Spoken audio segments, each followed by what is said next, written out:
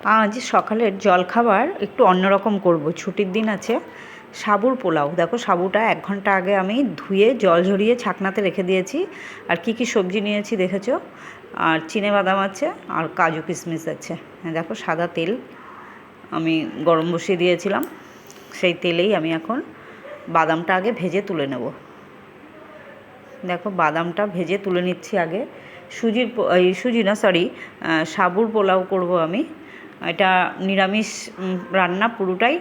যেদিন মানে উপোস করেও এই রান্নাটা, এই খাবারটা খেতে পারো তোমরা সবাই।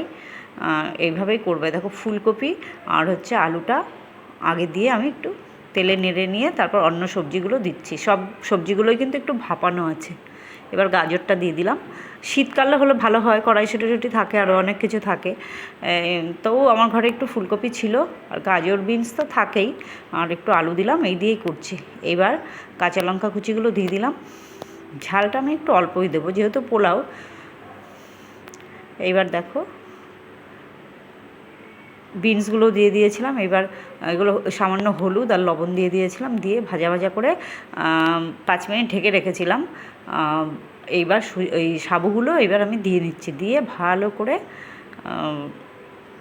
ভেজে নেব, নাড়াচাড়া করে নেব। এটা জল লাগবে না আর, কেননা সাবুটা ভিজে এমনিই নরম হয়ে আছে।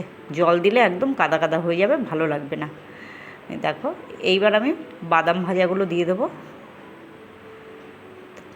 তারপর কাজু কিশমিশগুলো দিয়ে দেবো, আর সামান্য পরিমাণে একটু চিনি দেবো। বেশি মিষ্টি দেবো না, ওই রাইসের পোলাও মতো। এটা সামান্য মিষ্টি দেবো আমি। দেখো কালারটা কি সুন্দর এসছে, ভেজিটেবলগুলোর কালারটাও ভালো এসছে।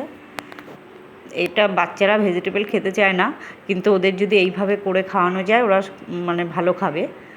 দেখো প্রতিদিন একঘেয়েমি জলখাবার না খেয়ে মাঝে মধ্যে একটু চেঞ্জ করলেও ভালো লাগে, নিজেদেরও ভালো লাগে, বাচ্চাদেরও ভালো লাগে। একদম খুব সহজেই তাড়াতাড়ি হয়ে যায়। এই দেখো রেডি আমাদের সাবুর পোলাও।